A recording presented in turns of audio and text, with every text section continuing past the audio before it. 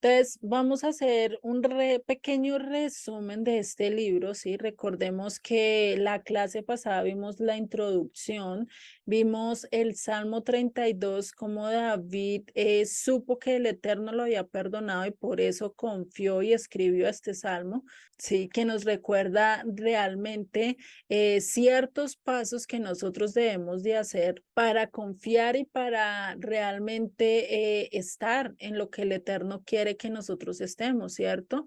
Vimos varios pasos. El primero que es que confesar.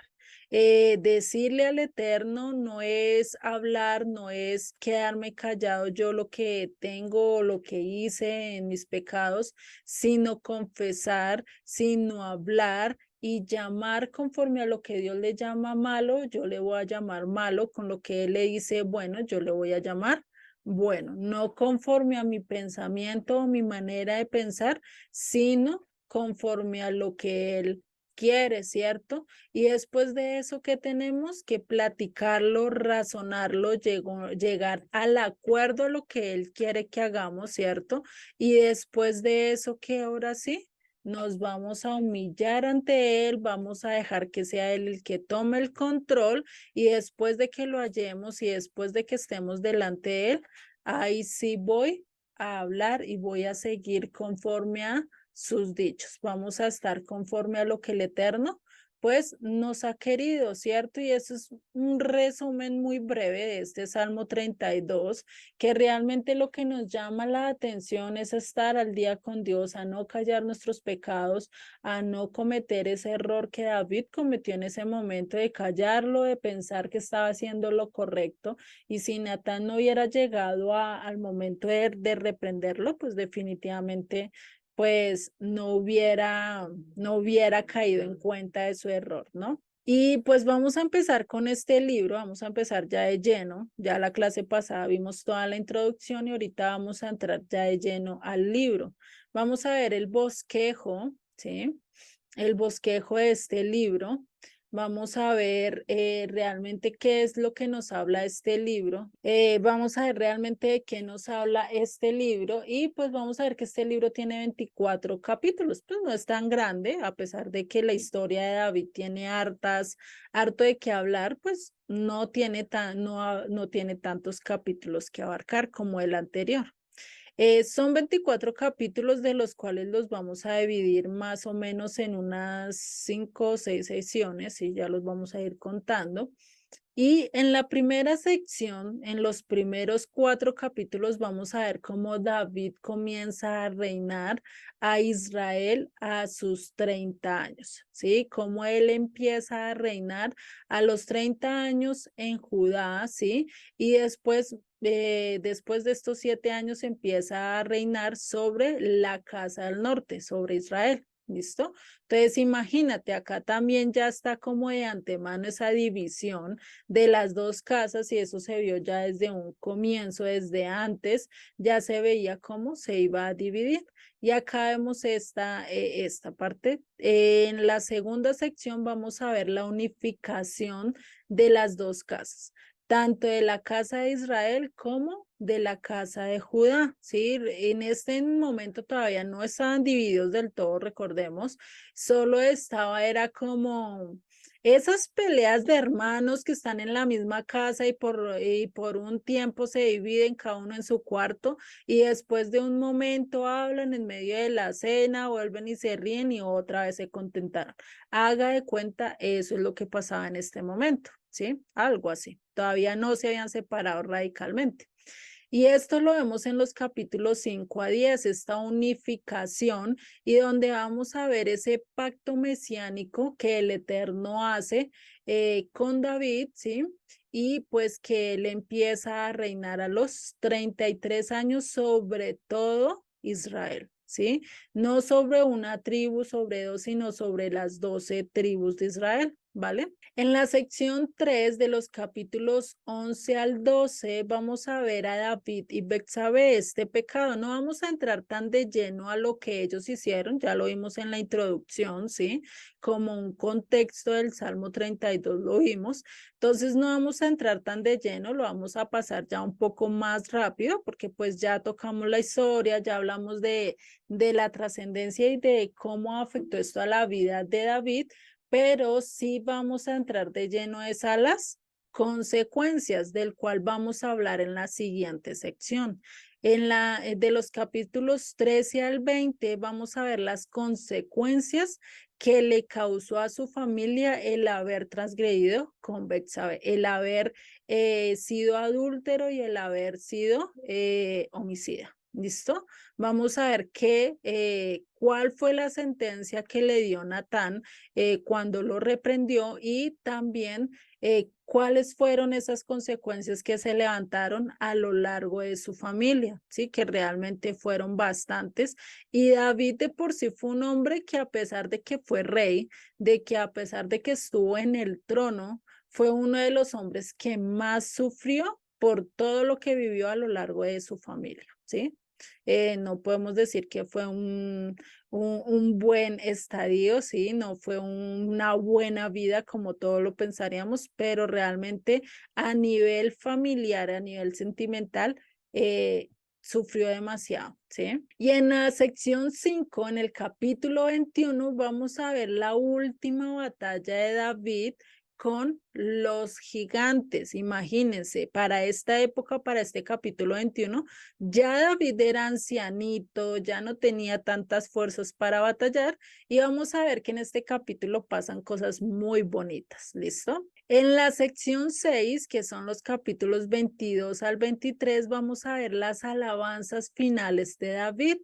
Y vamos a ver que en estos capítulos él tiene un clímax, un encuentro con el Eterno parecido a cuando él pecó con Betsabé. Él había antes tenido un clímax, un encuentro con el Eterno muy fundamental, muy fuerte, pero aún a pesar de eso, cayó. Y vamos a ver que acá pasa lo mismo. Él, a pesar de estar agradecido, de ver cómo Dios lo había bendecido, de tener ese clímax como esa euforia de estar con el Eterno, ¿sí?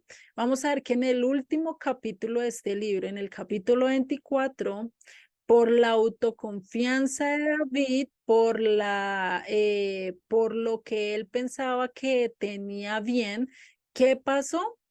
Vino y Dios juzgó por un pecado que hizo David en este capítulo, del cual vamos a ver, y que por resultado de ese pecado es que David compra el terreno para el templo. ¿Listo? Entonces vamos a ver cómo se desarrolla toda esta historia y qué pasos vamos a ver que realmente se van cumpliendo a lo largo de este libro. Si vemos, son 7 secciones, pero créanme que no las vamos a leer todas así como la leímos en la primera en el primer libro, sí, que fuimos un poquito más detallados. Acá no tanto, sí, porque ya la mayoría de historias la conocemos, sino que vamos a pasar un poquito por cosas más por altas, solo verlas así de panorama muy amplio y ya ustedes si quieren conocer más de la historia, porque pues esa es la idea, que ustedes tengan como una abrebocas, como que los inspire a leerse todo el libro, esa es la idea, ¿listo? Entonces no lo vamos a ver así tan detalle como vimos algunos capítulos del libro pasado, ¿sí? Del Primera de Samuel. Entonces vamos a empezar con esta primera sección, ¿listo? Y antes de entrar de lleno, vamos a saludar a Felipa, no te había dado la bienvenida. Vero y Nacho tampoco te había dado la bienvenida, bienvenidos. Y Pedrito, bienvenido. Bienvenidos a todos, placer tenerles. Gracias, muchas gracias. Hola, buenas Bendiciones. tardes. Buenas Buenas tardes a tardes. todos. Vale, buenas noches. Entonces, vamos a ver esta primera sección, que es donde David comienza a reinar a Judá, ¿sí? Son 7 años donde primero reina sobre Judá, ¿listo? Y no es que quiere decir que ya estén divididas las casas, vuelvo y les reitero, todavía no se habían dividido, es como una pelea en la misma casa de los hermanos, ¿sí? Hagan de cuenta. Sí, que tenían sus diferencias, tenían cosas así debido al mal reinado de Saúl. Recordemos que Saúl realmente no reinó muy bien. Entonces, por esa también hubo como esa división entre las tribus, ¿sí? Pero no quiere decir que se hayan dividido radicalmente, ya como lo vemos en los profetas, ¿listo? Entonces, para tenerlo bien presente. Entonces, acá vamos a ver a través de este estudio, vamos a ver la primera sección, estos primeros capítulos. Entonces, David empieza reinando en Judá y esto lo encontramos en dónde? En 2 de Samuel 2:11, en el capítulo 2, verso 11. Y dice, y fue el número de los días de David que reinó en Hebrón sobre la casa de Judá 7 años y 6 meses. Acá nos dice cuánto fue que reinó sobre la casa de Judá.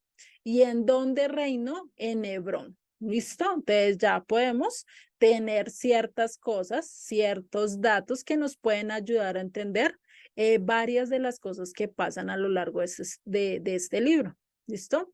En el capítulo 1 vamos a ver, y esto fue con lo que terminamos, si se acuerdan, el libro de Primera de Samuel fue con la muerte de Saúl, ¿cierto? Que decimos que él se había apuñalado con su espada así sobre el vientre y que según ahí había muerto, ¿cierto? Pero yo les dije que ese era como una antesala de algo que iba a pasar después. Aunque acá realmente no está, en la diapositiva no está lo que pasa, pero sí lo vamos a ver para que ustedes vean que realmente Saúl murió de otra manera. ¿Listo? Entonces vamos a ir a 2 de Samuel, capítulo 1. Entonces vamos a ver los primeros 16 versículos, ¿sí? Los vamos a leer así de recorrido y en el transcurso los voy a ir explicando, ¿listo? Para que vayan poniendo un poquito de atención. Si les queda duda de algo, me pueden interrumpir, ¿listo? Entonces dice en el verso 1 del capítulo 1 de 2 de Samuel. Dice, aconteció después de la muerte de Saúl que vuelto David de la derrota de los amalecitas estuvo 2 días en Siclat. Recordemos que acá, cuando él dice que estuvo 2 días en Siclat, fue cuando recuperó todas las cosas de esta batalla que había ido ¿a qué? A rescatar a sus mujeres, a los niños del pueblo, que recuerden que los amalecitas lo habían atacado, ¿cierto? Ese es, por eso es que está hablando de eso. Dice, al tercer día sucedió que vino uno del campamento de Saúl, roto sus vestidos y tierra sobre su cabeza, llegando a David, se postró en tierra e hizo reverencia. Entonces, ¿qué pasó?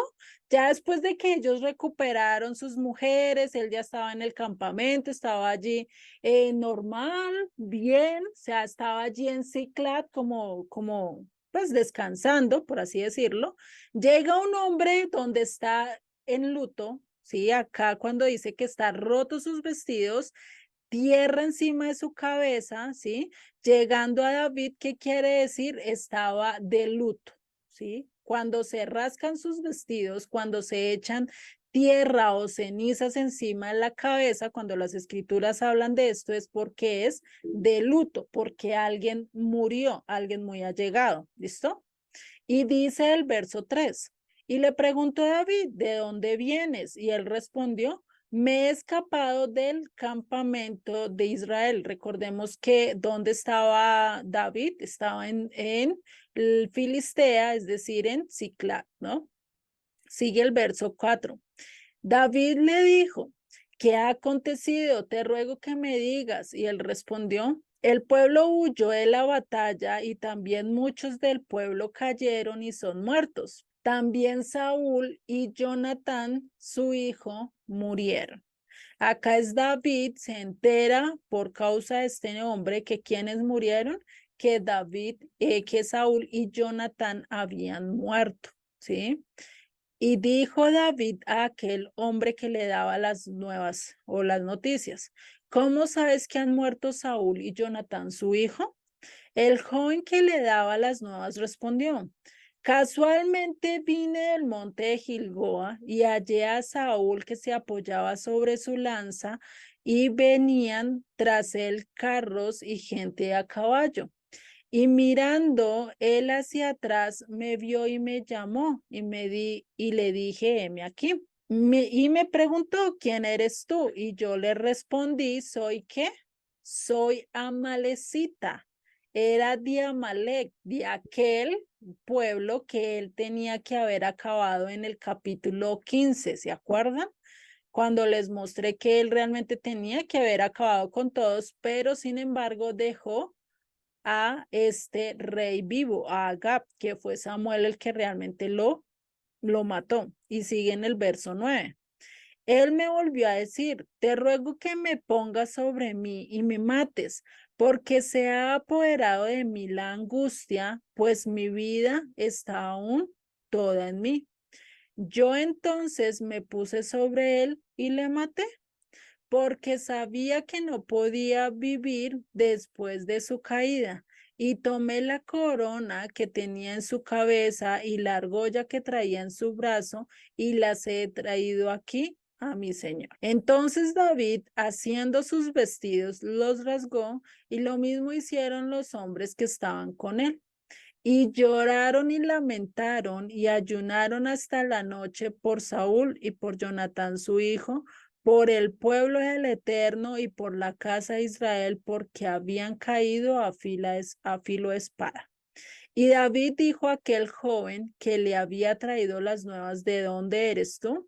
Y él respondió, yo soy hijo de un extranjero, Amalecita. O sea, imagínense, este Amalecita va y mata a Saúl y fuera de eso va y le lleva las buenas nuevas a David pensando que iba a recibir alguna recompensa, ¿sí? Dice en el verso 14.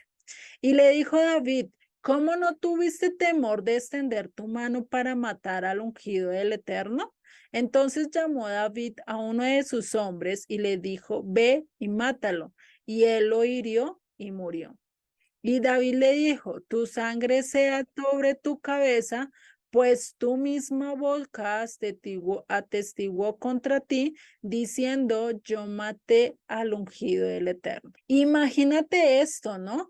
Esto que está diciendo acá él nos está mostrando que realmente qué es lo que pasa. Que aquel que mate al ungido del Eterno, pues tiene mucha más maldición. Por eso él le dice, tú te atestiguaste contra ti mismo. Tú eres el culpable y tú mismo lo dijiste, ¿sí? Entonces, acá, ¿qué está diciendo? Pues definitivamente tú eres el culpable de esto, por eso tu castigo es ¿qué? La muerte. Entonces, si vemos, David no estaba contento con que Saúl o con que Jonatán hubieran muerto. Ahí si ustedes siguen leyendo los siguientes versículos, vamos a ver que él hace una endecha, una canción de triste, una canción melancólica sobre lo que le pasó a Saúl y a Jonatán, ¿sí? Y eso ya ustedes ya lo pueden leer con más calma. Entonces, si vemos realmente por qué le dijo el Eterno que matara a todos los amalecitas, por esto mismo. Imagínense, él tenía que acabar con este pueblo y el pueblo, este es pueblo amalecita, fue el que acabó con él, ¿no? Por eso es que hay veces cuando el Eterno, cuando sepamos que hay algo que tenemos que acabar en nuestras vidas, un pecado, una tentación, y no lo acabemos y lo dejemos ahí guardadito, pues ¿qué va a pasar? Posiblemente esa tentación, ese pecadito nos acabe a nosotros. Entonces, esto es algo que si nosotros dejamos algo en nuestra vida, si nosotros dejamos y le decimos, no, Dios mío, ¿por qué va a ser tan cruel y va a acabar con ellos? No, no, no, no sea así. Pues, ¿qué va a hacer? El Eterno está queriendo que no tengamos ciertas consecuencias, que no lidiemos con ciertas cosas, pero como no obedecemos, pues, ¿qué pasa? Tenemos que sufrir las consecuencias, ¿sí? Entonces, a eso es a lo que se estaba refiriendo acá el Eterno con que acabara con este pueblo Amalek. Y vamos a ver que esta definitivamente no son las únicas peleas que tienen contra este pueblo, sino más adelante se levanta este Amán que va a querer acabar con toda la nación. Ya lo vamos a ver muchos libros más adelante, ¿vale? Entonces, siguiendo acá con este libro de Segunda de Samuel, ya entendemos qué pasó en el primer capítulo y cómo murió realmente Saúl, ¿sí? En manos de un enemigo. Y en el capítulo 2 vamos a ver que David es proclamado rey en Judá, ¿sí? Y nos muestra la primera guerra entre hermanos, entre las tribus. Y vemos acá muchas de las tribus preferían seguir el linaje de Benjamín, es decir, siguieron a un rey que proclamaron, es decir, de Saúl quedó un hijo que no había muerto en la guerra, ya ahorita lo vamos a ver, ¿sí? Y se levantó y empezaron a ver una guerra que todos tenían, unos diciéndole a los a los de la casa del norte, venga, ustedes tienen que obedecerle a David, David nos va a traer la victoria y ellos no, que no sé qué, que todavía no confiamos en él, quién lo nombró, quién le dijo, bueno. X o Y, cosas, esas divisiones que hay entre hermanos, hagan de cuenta en su casa. Tienen dos niños, ¿sí? Y los dos tienen un cuarto y empiezan a pelearse. No, que esto es mío, no, que esto no sé qué, esto me pertenece, esto, así. Se empiezan a tirarle el ping-pong, pero están en la misma casa. No se han separado, como dicen por ahí, no se han divorciado todavía. No se han hecho sus caminos cada uno. ¿Listo? Eso es lo que está pasando acá. ¿Listo? En el capítulo 3 vamos a ver cómo los hijos de David que nacieron en Hebrón, ¿sí? Nos muestra y nos dice cuáles son los hijos de David, ¿sí? Nos da los nombres, si ustedes quieren saber si David tuvo hijos, ¿sí? Tuvo varios hijos, además de Salomón, y que es importante que sepan de qué mujer vino, cuántas mujeres tuvo, porque pues eso ayuda a entender de las historias de la consecuencia que tuvieron o que tienen en capítulos más adelante, ¿listo? Y también vamos a ver que aquí David hace un pacto con Abner. ¿Quién era Abner? Abner era el general del ejército de Saúl, ¿sí? Él fue uno de los que se salvó en esta pelea que tuvieron contra los filisteos. Y Abner va y habla con David y le dice que él va a hablar, que él va a hablar allá con las otras tribus para que lo pongan como rey. Pero lo que realmente estaba haciendo Abner era una traición, porque Abner no le contó a David, es decir, él fue como con doble intención, agradarle a David, pero estaba traicionando a aquel que él había levantado. Abner como vio que se quedó el hijo de Saúl vivo, pues él lo que hizo fue nombrarlo, ¿sí?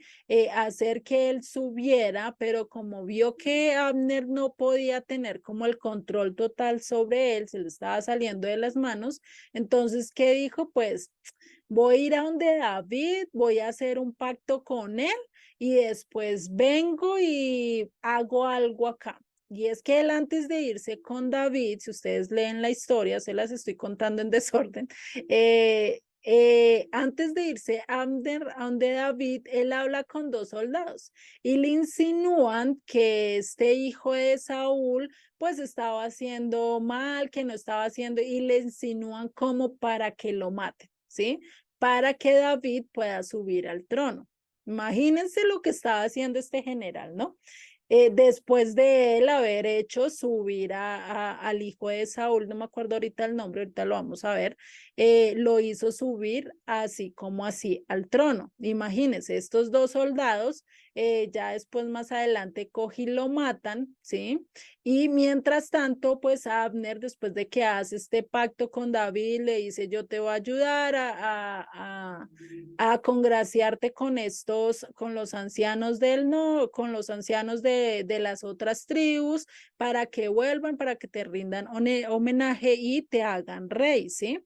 Pero Joab, el general de David, se entera, el general del ejército de David se entera, y es que Abner, si ustedes leen anteriormente, mientras que David estuvo siendo perseguido por Saúl, Abner le mató un hermano a Joab, ¿sí? Y es que este es un envuelto totalmente cosas que pasan, ¿sí? Y vemos que este Joab pues sabe que David hizo un pacto con Abner, y Joab aún así no hace caso a David. David le dice, no vayas a hacer nada, no lo lastimes porque yo hice un pacto con él. Joab no hace caso, va y lo persigue y ahí hace la venganza que él quería hacer, pues Abner le mató a su hermano, entonces él va y mata a Abner. Joab va y mata a Abner, ¿listo? Después de eso, pues Joab no vuelve a donde David, como traicionó, como desobedeció la palabra de su rey, él va y se pierde durante mucho tiempo. Ya ustedes lo pueden comprobar ya cuando lean la historia como tal, ¿sí? Y ya en el capítulo 4, después de que este general Abner es muerto, mientras tanto en el campamento de Saúl, allí en Israel, ¿qué pasa? Isboset, este Isboset es el hijo de Saúl, el que yo les dije que lo habían coronado como rey, lo habían puesto para que mandara a las otras tribus, y estos dos oficiales o estos dos soldados que Abner les había como insinuado que tocaba matarlo, ellos asesinaron a Isboset. ¿Qué hicieron? Mientras que Isboset estaba dormido, estaba tomando su siesta, cogieron estos dos soldados, se entraron y lo mataron. Imagínense, ¿sí? Y después, si no estoy mal, después creo que ellos van y le llevan la cabeza a David, y David pues también toma y los mata a ellos. Si no estoy mal, ¿no? No me acuerdo muy bien si fue así que pasó, creo que así fue. Y pues David se entera de esto, él no quería tomar el trono así, porque pues a quién le gustaría tomar el trono así con una serie de muertes alrededor, y pues no era lo que él quería que pues ellos o le entregaran el trono, que ya fuera ya definitivamente hasta que ya no hubiera descendiente de Saúl y ahí sí tomar el trono, porque eso no era lo que David quería, ¿sí? Por eso él siempre había guardado y no había puesto la mano sobre el ungido, que era Saúl, porque él mismo tuvo varias oportunidades de matarlo y aún así que le perdonó la vida, ¿no? Lo vimos en Primera de Samuel. Entonces, esto es algo que realmente David pues no quería, y por eso pues cuando él ya va a tomar el trono de Israel, pues definitivamente no lo siente como tan agradable el subir así.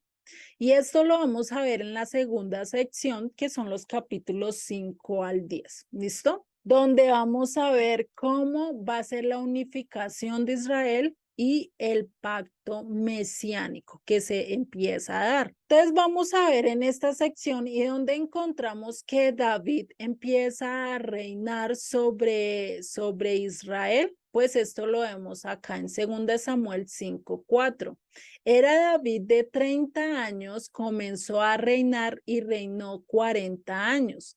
En Hebrón reinó sobre Judá 7 años y 6 meses, y en Jerusalén reinó 33 años, y sobre todo Israel y Judá. Es decir, reinó 40 años, pero 43 años, 33 años, perdón, reinó sobre las dos casas, por así decirlo, ¿sí? Reinó sobre las 12 tribus, solo 33 años, de los cuales 7 solo reinó sobre Judá, ¿listo? Para que lo tengamos presente. Entonces, en el capítulo 5, David es ungido como rey sobre las 12 tribus, ¿sí? Y allí también en este capítulo los filisteos saben que David está tomando el mando y se van a guerra con él. Y ahí es donde David derrota a los filisteos, ¿sí? Lo que antes habían ganado los filisteos, David vuelve y lo recupera. En el capítulo 6, David trata de transportar el arca y acá pasa un evento muy importante que nosotros debemos de entenderlo muy bien, y es que al momento en que la primera vez que David transporta el arca, se muere Usa. ¿Y Usa por qué se muere? Porque tocó el arca. Recordemos que el arca no lo podía tocar nadie, ni nadie la podía ver, porque pues se moría, ¿sí? Tenía que tener un cuidado de llevar de transporte y todo, ¿sí? ¿Y qué hace David al ver esto? Dice, no, no, no, no, paremos, y más que lo estaba llevando, ¿cómo? Imagínense, lo estaba llevando casi igual que cuando los filisteos devolvieron el arca. Si se acuerdan, para la época de Samuel, los filisteos habían cogido el arca, se la habían llevado allá, les había pasado ciertas enfermedades sobre las 5 ciudades principales de ellos, y les tocó devolverla como para mirar si realmente había sido el Eterno o no. Y ellos la devolvieron ¿en qué? En un carro arrastrado por dos becerros, ¿sí? Si se acuerdan. Y David hace lo mismo, transporta el arca a sí mismo como los filisteos lo llevaron. Pero ¿qué dice las escrituras? ¿Así se debía transportar el arca? ¿Quién sabe si así se podía transportar el arca o cómo debía ser transportada el arca? Tenía que ser Tenía que por los levitas, ¿no? Exactamente, Felipa, sí, muy bien. Exactamente, tenía que ser llevada por los levitas en su hombro, ¿sí? Bueno, alguien me ganó lo que yo iba a decir, Sí, pero fui sí, yo. fue por los levitas. Exactamente. Ah, ¿fuiste tú, Rosy, la que dijo? Sí, sí.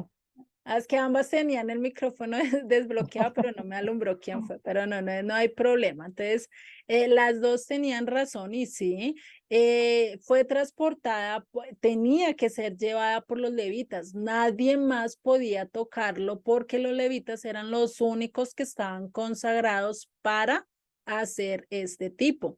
¿Qué pasó con David? Pues lo mandó fuera eso que estuviera así, y en un momento en que tambaleó el carro, se movió, pues el arca se iba a caer.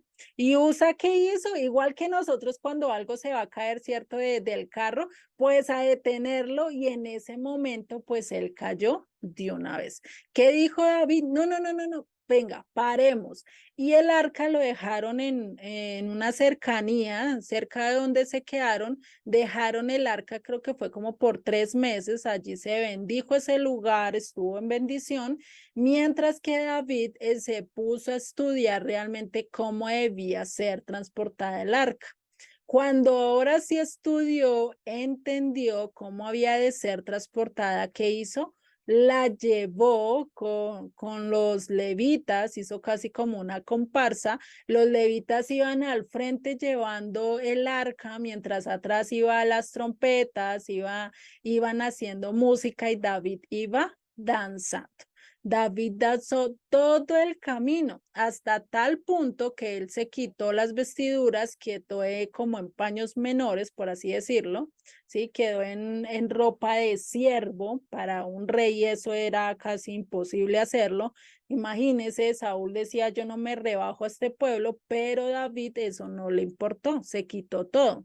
Cuando lo vio Mical desde una ventana que David estaba haciendo esto, pues Mical lo desprecia en su corazón, y no solo eso, sino va y se lo dice a David, ¿sí? Le dice, ¿usted qué estaba haciendo? ¿Por qué te comportas como un siervo? ¿No sabes cuál es tu lugar? Eso es lo que le dice. Pero David le contesta, pues por amor a Dios, por causa de Dios, me voy a hacer aún más vil. Imagínese esa respuesta que le da, ¿no?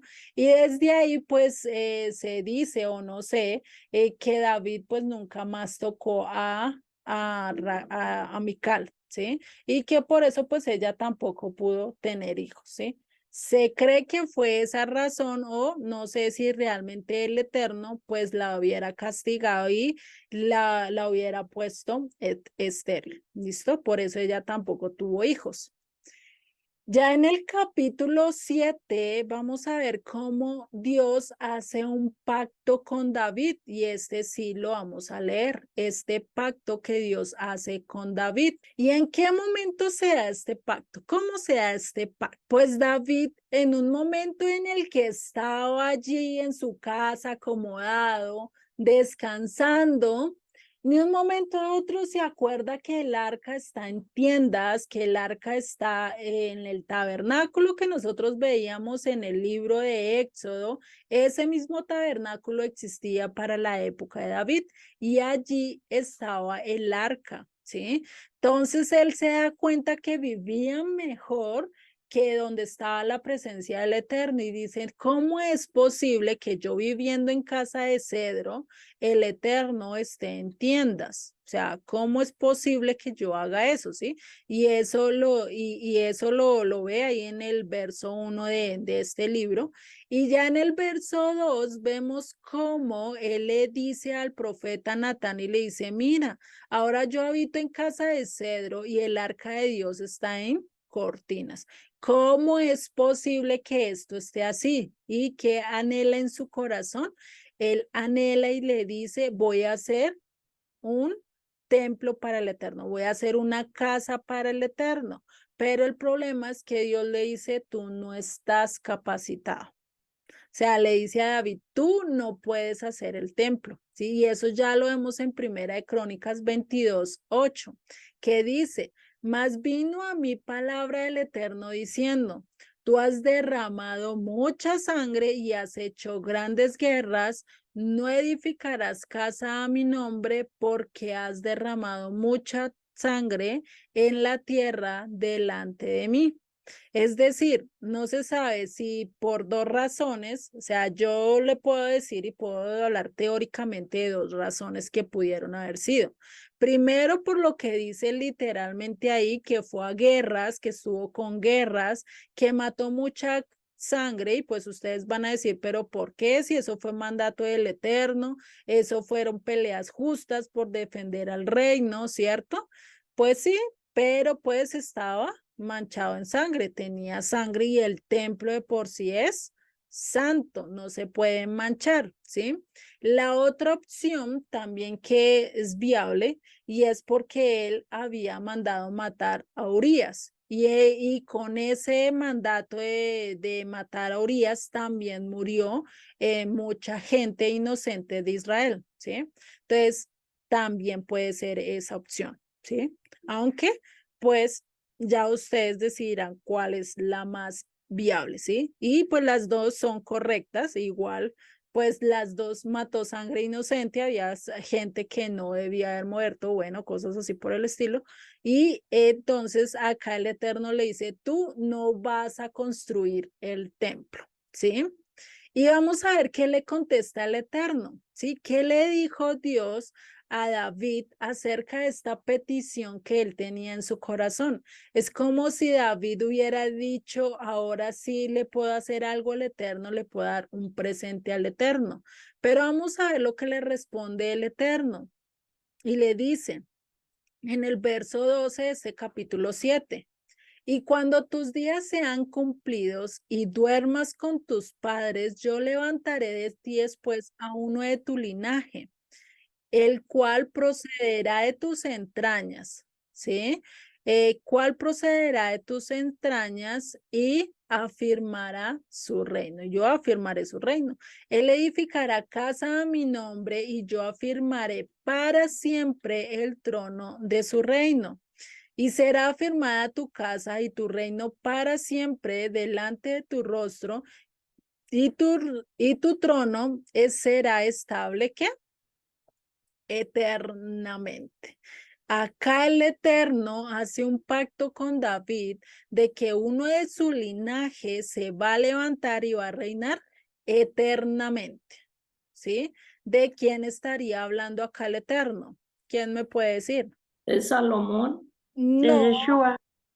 exactamente, muy bien. Ah, Sí. sí, perdón. No, Estaba un poco tranquila. caída. No, tranquila, no hay problema, ¿sí?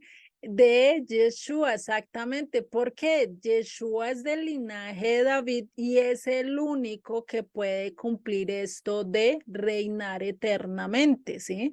Porque cada uno del linaje, pues sí, pero tenían sus días contados, no podría reinar totalmente, ¿listo? Entonces ahí estaba hablando de quién, de el Mesías. Entonces acá, ¿qué pasó? Dios no se sorprendió por lo que David le estaba queriendo dar y recordemos que nosotros, por más que querramos ofrecerles cosas a Dios o queramos darle cosas a Dios, nunca lo vamos a sorprender porque Él ya conoce de antemano nuestro corazón, nuestros pensamientos y pues él no necesita de nada, ¿cierto? Él ya todo lo que nosotros imaginamos, queremos, inventamos, ya él lo ha conocido, ya él lo sabe, incluso él es el que nos da la inteligencia para crear todo eso. Esto de los aviones, de los trenes, eso el hombre no se lo inventó. Si ustedes se ponen a mirar de dónde sacaron el avión, mirando a las aves. ¿De dónde sacaron los trenes? Pues averigüense de dónde más o menos se inspiraron y van a ver del helicóptero de dónde se inventaron de casi los insectos, ¿sí? Si ustedes ven un helicóptero tiene casi forma de un insecto. Entonces, cosas así por el estilo, el hombre nunca se ha inventado nada y no ha podido sorprender a Dios y no lo va a poder sorprender. Entonces, esto es al revés. ¿Quién es el que queda sorprendido al escuchar estas palabras? David. David queda callado, no sabe qué decir. Sí, acá es cuando él reconoce, él dice definitivamente Dios es bueno.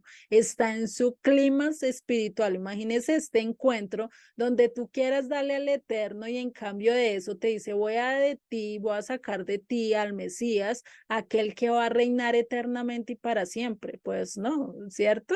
Me desmayo, yo qué voy a poder decir, pues me quedo callado. Y eso fue lo que pasó con David. Y dice en el verso 18, y entró el rey David y se puso delante del Eterno y dijo, Señor eterno, ¿quién soy yo y qué es mi casa para que tú me hayas traído hasta aquí? Y aún te ha parecido poco esto, Señor eterno, Señor Dios, pues también has hablado de la casa de tu siervo en lo porvenir, en el futuro. Es así como procede el hombre del Señor Dios. ¿Y qué más puede añadir David hablando contigo? Pues tú conoces a tu siervo. Imagínate, esa oración que le estaba diciendo, empieza diciendo, ¿quién soy yo para que me hayas tenido por digno de ser rey sobre Israel? ¿Quién soy yo para que yo suba acá? Imagínese, él pudo haber dicho, ay, yo ya soy rey de Israel, yo ya soy esto, pues me merezco que tenga un linaje eterno, ¿cierto? También hubiera podido hacer eso, hubiera podido hablar a través del orgullo, pero habló a través de ¿qué? De la humildad. Habló realmente con las palabras correctas al Eterno, le dijo realmente, tú eres el que me trajo hasta aquí, tú eres el que me has mantenido y pues no tengo más que añadir. Imagínese, este que era el cantor, el poeta, el que ha sacado las mejores canciones, el que ha escrito los mejores salmos, pues quedó sin palabras, no supo qué decir. Imagínense, y así es como nosotros debemos de quedar cuando encontremos una revelación del Eterno, cuando conozcamos algo del Eterno, así debemos de quedar sin palabras. Que nuestra adoración, que nuestro corazón sea el que rebose gracias a lo que Él está haciendo en nuestra vida. Y acá lo increíble es que nosotros, ¿qué podríamos pensar después de que David recibe toda esta revelación, está en este clima espiritual, donde complementa, donde contempla, donde ve, donde recibe la gracia del Eterno?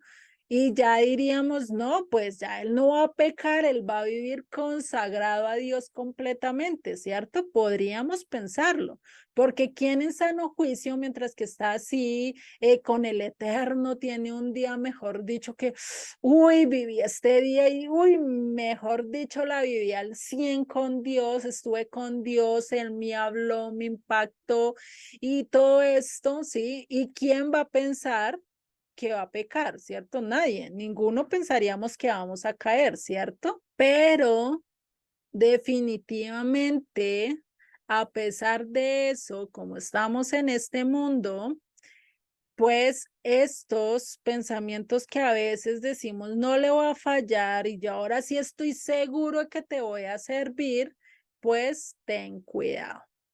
Porque a pesar después de estar en este clima, de decir, yo ya no te voy a fallar, yo ya no voy a caer, voy a servirte fiel a ti, es posible que es cuando más que caigamos, es cuando más estemos cometiendo el peor pecado.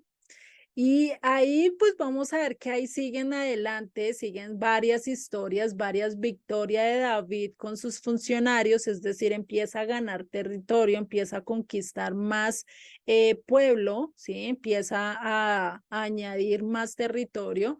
Y después, en el capítulo 9 vamos a ver la bondad de David sobre Mefiboset. ¿Quién era Mefiboset?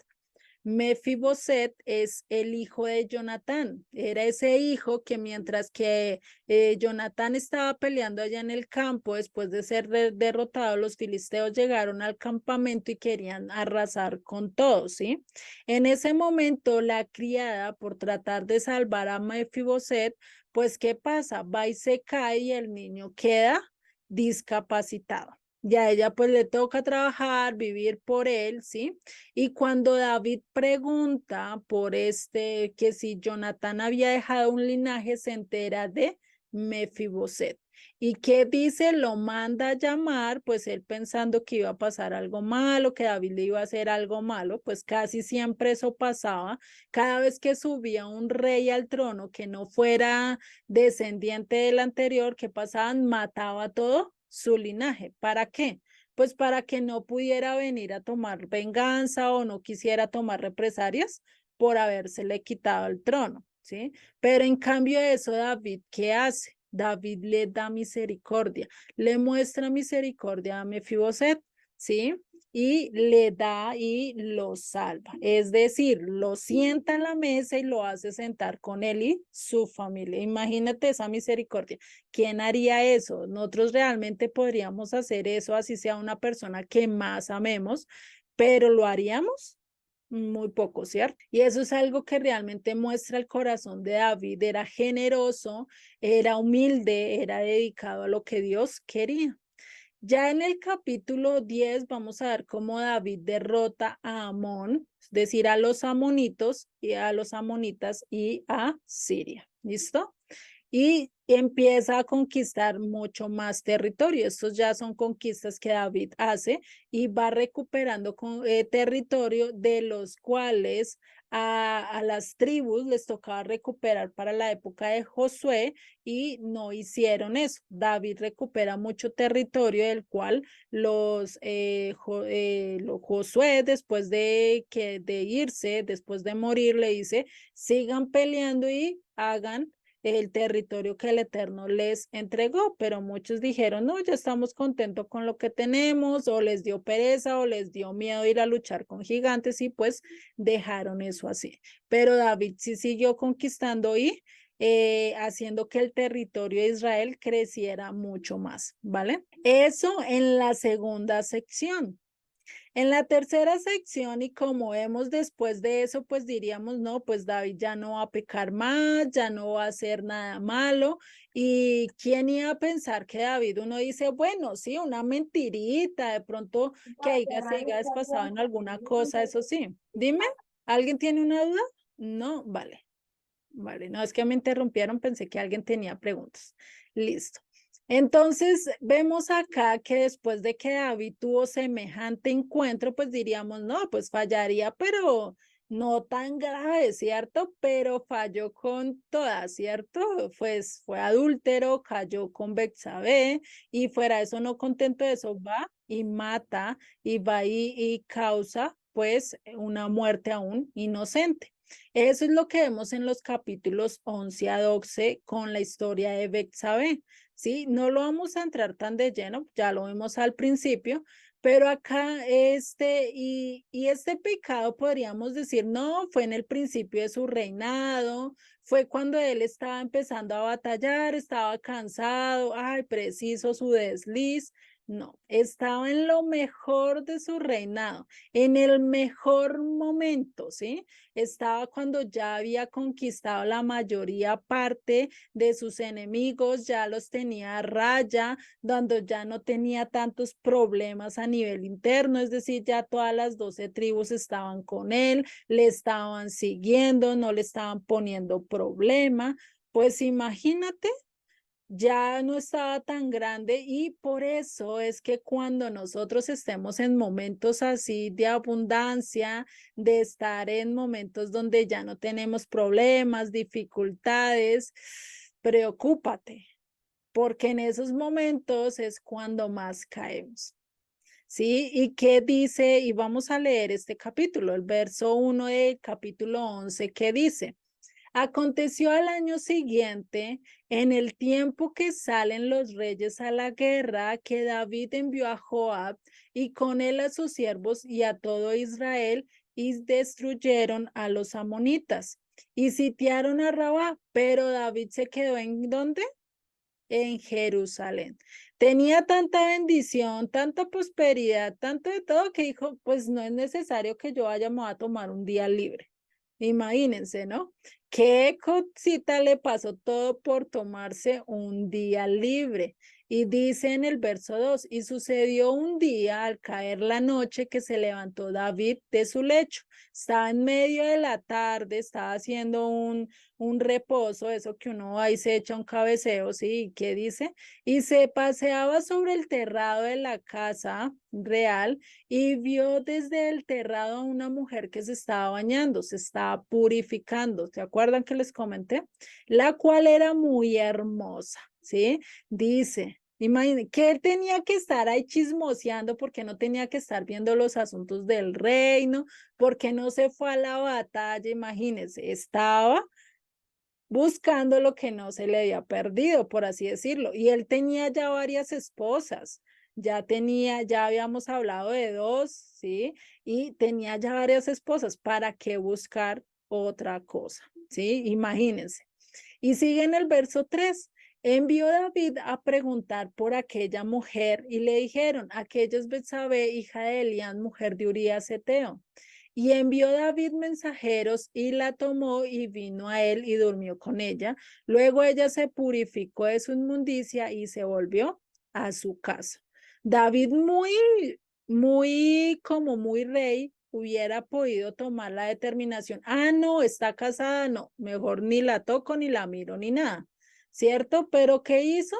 Le pareció poco, o sea, dijo, como que se le olvidó la ley, como que preciso fue el día que no estudió, preciso fue el día que dijo, ay, hoy voy a pasar por alto las palabras de Dios.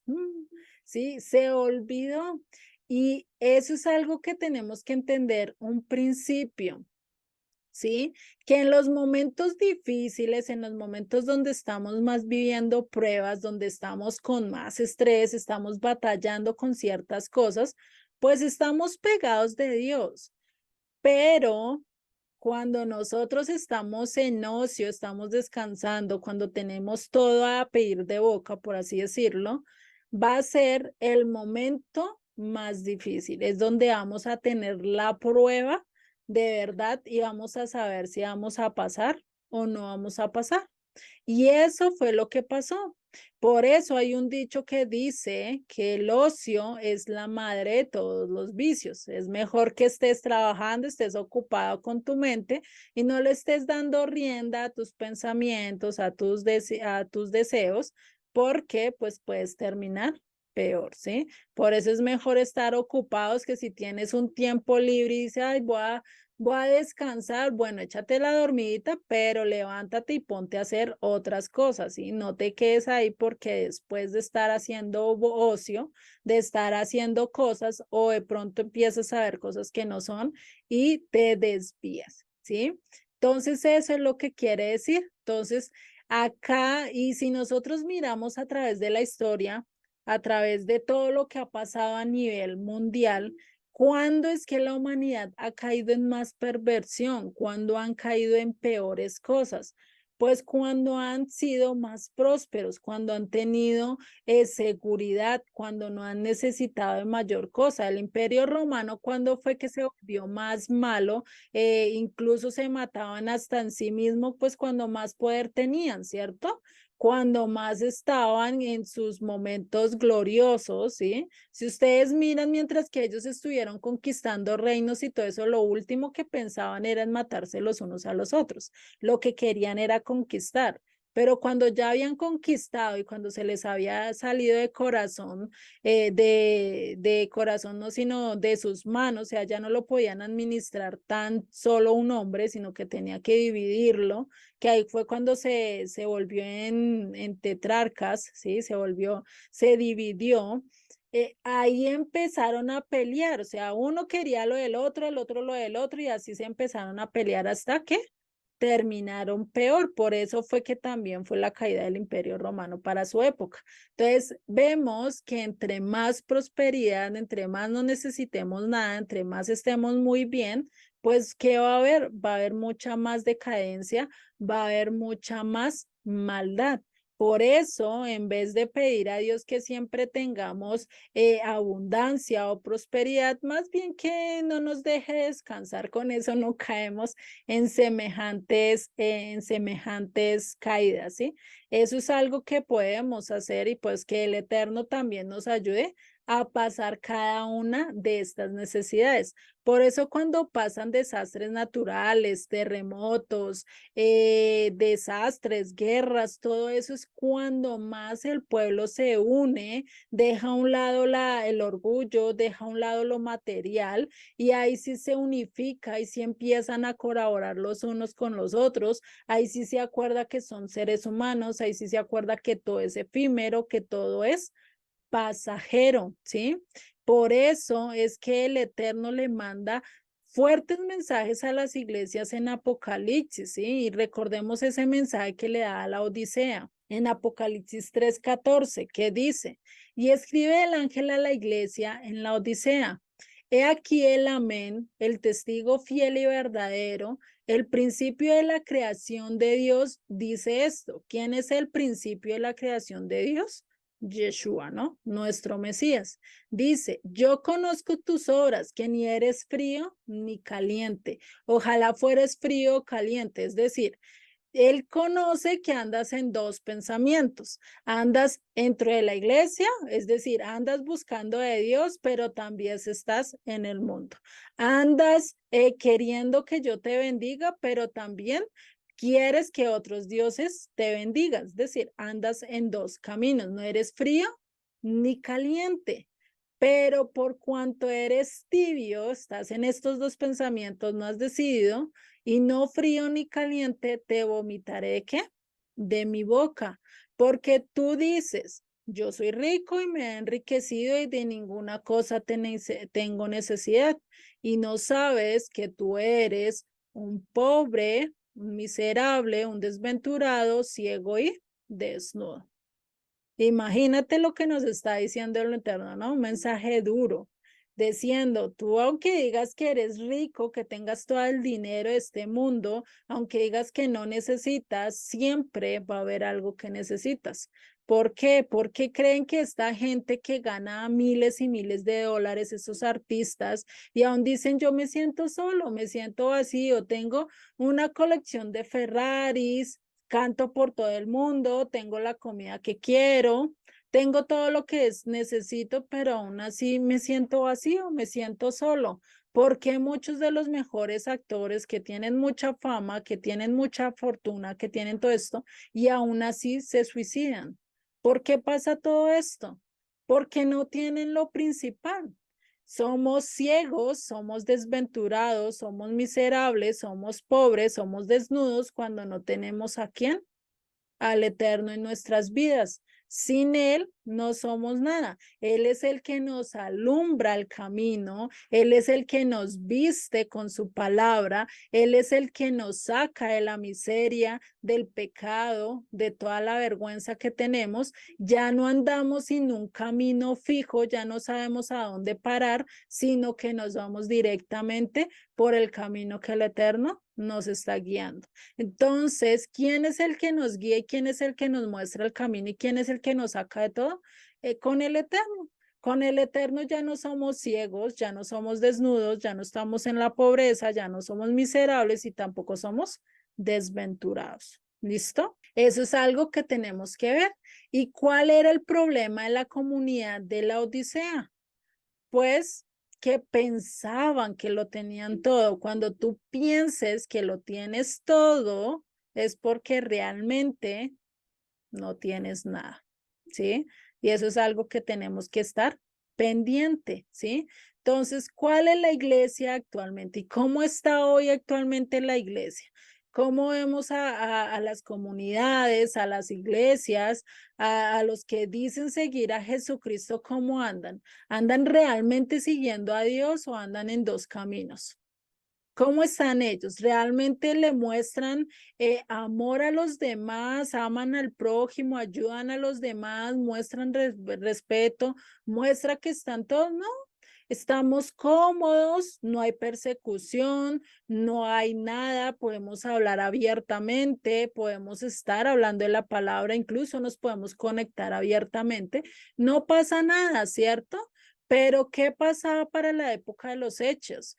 ¿Cuál fue la época donde más tuvo fruto, cuando más tuvo creyentes, cuando más conocieron, cuando más unidos estaban como pueblo de Dios? Pues cuando fueron persecución, cuando tuvieron persecución, cuando les tocó irse de un lugar a otro, ahí realmente entendieron cuál era el trigo y cuál era la cizaña. Vieron que realmente estaba con Dios y realmente quién estaba solo por aparentar, solo por buscar ayuda, solo por buscar a ver quién se compadece de mí, o ay, yo como quiero ser floja y pues me voy a hacer el pobrecito, el que no tengo nada ante todos y me hago como si yo fuera el mejor seguidor de Yeshua, el mejor seguidor de Jesucristo a nivel iglesia y me hago el santo, el que no rompe un plato, pero por dentro tengo un corazón bien dañado, ¿sí? Y ahí es donde sale la tribulación, porque ¿qué va a decir? Ay, no, a mí que no me vayan a pegar porque pues, yo a él no le sirvo, yo a él no sé qué, ya ahí nos sale nuestra casta. Realmente vamos a ver de qué cobre estamos hechos. Si el cobre del eterno que él nos pide, que seamos capaces de dar la vida por él, o simplemente lo vamos a rechazar, ¿sí? Y pues acá es donde realmente pues David cae en adulterio, mata a Urías y pues a pesar de todo eso Dios muestra misericordia a él. Dios es tan grande que le muestra y le dice que a pesar de eso, a pesar de todo esto, él da y le dice que el que va a reinar sobre Israel es aquel que va a construir el templo. ¿Y quién es el que construye el templo? Aquel que viene también de ellos dos, de David y Betsabé, ¿no? Y en Romanos 5:15, en Romanos 5:20, ¿qué nos dice? Perdón, ya me estoy leyendo mal. Romanos 5:20, ¿qué dice? Pero, pero la ley se introdujo para que el pecado abundase, mas cuando abundó el pecado, sobreabundó ¿qué? La gracia. Entonces, algo que podemos ver que aunque David pecó bastante, cayó muy feo, aún así le sobreabundó la gracia. El Eterno lo perdonó, el Eterno le dio una nueva oportunidad. Por eso en Romanos 6:1 que nos sigue diciendo Pablo, que pues diremos, perseveraremos en el pecado para que abunde la gracia. Es decir, ay, como estoy en la gracia, puedo seguir pecando. ¿Qué dice? en ninguna manera, porque lo que hemos muerto al pecado, ¿cómo viviremos aún en él? Porque si aún ya decimos vivir en Dios, pues ¿para qué vamos a vivir en el pecado? ¿Sí? A eso es a lo que se está hablando. Entonces vamos a ver cómo David, les dije que la clase pasada que vimos solo un pedazo, por eso no les mandé el video, ya después sí les mando el video. Vamos a ver cómo el profeta Natán confronta ahora sí realmente a David. Vimos hasta la parte que le dice, tú eres aquel hombre, ¿cierto? Pero no vimos cómo respondió David. Ahora vamos a ver realmente cómo responde David, qué es lo que hace a él y qué actitud toma, si toma la misma de Saúl que dice, no, fue el pueblo, no, fue estos, o realmente qué actitud toma él. ¿Listo? Si vemos ahí, nos muestra las consecuencias que va a tener David a lo largo de su vida. Y no solo eso, ahí hay un anticipo de lo que el Eterno iba a hacer por nosotros. ¿Quién se dio cuenta de ese anticipo? ¿No? Vamos, bueno. Cuando él le dijo que alguien iba a tomar su lugar, ¿quién murió por los pecados de David? Murieron El niño. algunos de sus hijos, ¿no? Varios de sus hijos. No, murió el hijo, el fruto del pecado, el mismo Sí, que sí, sí, estaba me olvidé. naciendo en ese momento, ¿sí? Si ustedes lo ponen a la perspectiva de lo que hizo el Mesías, él murió por nuestros pecados, lo mismo que este hijo que estaba inocente, no tenía culpa, no tenía maldad, murió por los pecados de David. Es una antesala de lo que el Mesías iba a hacer o está haciendo por cada uno de nosotros. ¿Sí? Si lo vemos, la misma vida de David, y si ustedes se ponen a sacar muchas de las cosas que pasó en la vida de David con lo que pasó con la vida del Mesías, de Yeshua, muchas cosas son muy paralelas. ¿Sí? Y este fue uno de los actos que cumplió el Mesías, que fue dar la vida por alguien culpable siendo él inocente, ¿sí? Imagínense. Entonces, esto es algo que definitivamente, pues podemos ver que nada queda inconcluso y a lo largo de la vida de David, pues vamos a ver que tiene sus consecuencias, ya lo vamos a estudiar en las siguientes secciones. Y acá vamos a ver que Dios lo perdona. ¿Por qué Dios lo perdonó? Porque Dios sí perdonó a David y no perdonó a Saúl. ¿Cuál fue la diferencia? Porque El David se humilló. arrepentimiento. Exactamente, se humilló. Dijo, ¿de qué me sirvió a mí las riquezas? Él me dio mucho más. Yo le fallé a él, yo fui el culpable. Él dijo, yo fui el culpable. Aceptó su culpa, ¿sí? Aceptó su maldad. Lo que Saúl nunca hizo. Saúl siempre le echaba la culpa, ¿qué? A los demás. Por ese simple hecho de él haber aceptado sus culpas, de haber dicho, sí, yo fui el causante de todo esto, eso hizo que Dios lo perdonara. Pero algo que debemos entender es que Dios perdona cada uno de nuestros pecados, pero no nos quita ¿qué? Las consecuencias. Las consecuencias siempre van a estar ahí. Él nos perdona el pecado y Él nos quita la consecuencia mayor, que es la muerte, porque Él ya dio a su Hijo, Él ya nos perdonó hasta ese punto, pero las consecuencias quedan. Para la vida de David quedaron muchas consecuencias y si vemos la profecía de Natán, no fue nada agradable, ¿cierto? Fue dura y ya la vamos a ir entendiendo. Y aquí, gracias a este arrepentimiento, a esta confrontación, es que David escribe este Salmo 51.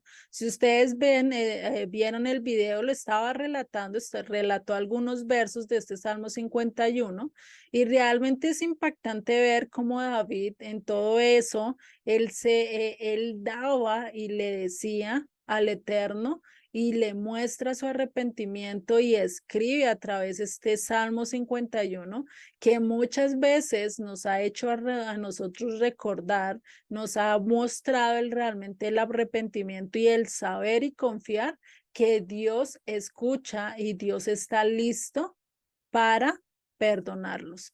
Pero ¿qué debemos de ser? Sinceros, hablar con la verdad y definitivamente empezar a mostrar un arrepentimiento sincero donde yo le diga al Eterno, si tú hablas, tú dices que esto está mal, yo voy a decir que esto está mal y trabajar en esto hasta que yo lo pueda vivenciar en mi vida, ¿no? Eso es lo que vemos con el pecado de David y Betsabé. Ahora vamos a entrar a las consecuencias, a lo que realmente va a pasar en la vida de ellos, a lo que realmente va a venir como consecuencia del pecado de David y de lo que él hizo con Betsabé. No los vamos a ver del todo, les voy a contar así las historias muy por encimita, como lo hicimos en los primeros capítulos. Si algo, leemos algún capítulo, ¿listo? Pero vamos a verlos Vamos a ver que todo empieza desde el capítulo 13. O sea, David, vamos a ver que de aquí en adelante él no va a tener paz en su corazón y a nivel familia. Definitivamente le tocó vivir cosas muy tristes, cosas muy duras. Vamos a ver la historia de Amón y Tamar. ¿Qué pasó con Amón y Tamar? Son dos hijos de David, ¿sí? Dos medios hermanos, eso es decir, hijos de David de diferentes mujeres, ¿listo? Son medio hermanos. Amón llegó en un momento de ver a su hermana Tamar tan bonita, tan bella, que se empezó a empecinar con ella, ¿sí? Él pensaba que estaba enamorado, pero lo que tenía era deseo de poseerla, deseo de estar con ella como un hombre y una mujer, ¿sí? ¿Qué pasó en eso? Amón llegó un día y maquinó algo para hacer algo terrible. Él cogió y se hizo pasar por enfermo, ¿sí? Y pues Tamar, como buena hermana, quería cuidarlo, lo estuvo cuidando y llegó en un momento en que se quedaron solos. Amón, ¿qué hizo? Pues cogió y la tomó a la fuerza, es decir, la violó. Ella salió gritando tanto que Absalón escuchó esto, se dio cuenta que Amón había violado a su hermana y Absalón quería tomar venganza, quería hacerle daño a Amón. ¿Por qué? Porque David ahí cometió un error, ¿sí? A pesar de que Dios le había dicho eso, pero David como padre debía haber tomado represalias en este asunto. Y David le pasó lo mismo que a varios padres que ven que sus hijos cometen ciertos errores y por amor a ellos no los castigan, no les dan un castigo bien fuerte, ¿sí? Y pues eso pasa acá. David no le castiga. Vale, Rosy, no hay problema, puedes ir, no te preocupes, igual que ha grabado, entonces no te afanes, ¿listo? Muchas Entonces, gracias. vale, no te preocupes. Listo, entonces, ¿qué pasa acá? Pues Absalón, a ver que su padre no hace nada, al ver que su padre pues no toma determinación, no le da un castigo justo a Amón por lo que había hecho, ¿sí? Y más que Amón, si no estoy mal, es el hijo mayor o era el hijo mayor de David. Entonces, pues ve que eso está mal, o sea, dice, ¿cómo es posible que mi papá viendo lo que había pasado y no pone punto final? Pues acá es donde empezó el odio de Absalón hacia David y hacia Amón, ¿sí? Acá es donde se empieza a desarrollar ciertas cosas que más adelante van a pasar, van a venir a dar frutos mucho más fuertes. Entonces, ¿qué pasa? Amón huye. Sí, Amón no, Amón pues hubo un tiempo que quedó perdido, ¿sí? Absalón lo encuentra, o sea, programa una fiesta, hace una fiesta como para que los dos se encuentren y todo, y en medio de esa fiesta coge y mata a Amón. Absalón coge y toma venganza de Tamar, y allí es donde muere Amón. Y Absalón pues huye, pues por como sabe que su padre ahí sí le iba a coger represalias pensando que iba a hacer algo, pues huye, ¿sí? Y pues ya vemos en el capítulo 14 cómo Absalón está huyendo, cómo está corriendo, y Joab, recordemos ese general Joab que se había ido antes de que antes de que David reinara, ¿te acuerdas? Que él había matado a Abner, el general de Israel, el general que estaba con Saúl, y pues él vuelve. En ese regreso, pues se entera que Absalón se fue y empieza a procurar que él volviera. ¿Y cómo lo logra? Lleva a una mujer, la contrata para que razone con David y haga volver a Absalón, ¿sí? Cuando esto pasa, pues Absalón vuelve, David lo perdona, no pasa mayor cosa, ¿sí? Pero vamos a ver que después de eso, después de la llegada de él, Absalón empieza a escuchar a uno de los siervos de David que también tenía rabia contra David por lo que había pasado con Betsabé, sí, que era, si no estoy mal, era como el suegro de Betsabé, algo así, era el suegro o el abuelo de Betsabé, una de las dos, no me acuerdo bien. Y se empieza a unir con Absalón y le empieza a llenar la cabeza y le dice, vea, David no está preparado para hacer el trono, usted debería prepararse, debería trabajar, debería empezar a conquistar al pueblo. Entonces, ¿qué hace Absalón? Absalón detrás de su padre empieza a conquistar al pueblo y empieza a hacer, hagan de cuenta como una campaña política, ¿sí? A ganarse el pueblo para él con eso, que cuando él ya quisiera tomar el lugar tenía mucha gente a su lado. Imagínense todo eso, ¿no? Una hija violada, ya un hijo muerto y el otro hijo le quiere quitar el trono. Y David, pues, en medio de todo eso, imagínense ustedes cómo se sentirían como padres viendo toda esa situación en su casa. Tenaz, ¿no? Dolorosa, yo diría, quién sabe si yo la podría pasar.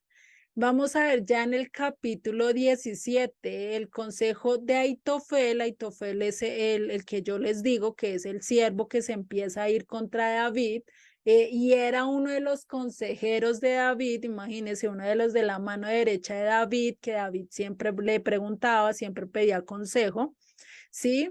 Y ahí es donde él va y le pide, ¿sí? Consejo y empiezan a maquinar con Absalón, ¿sí?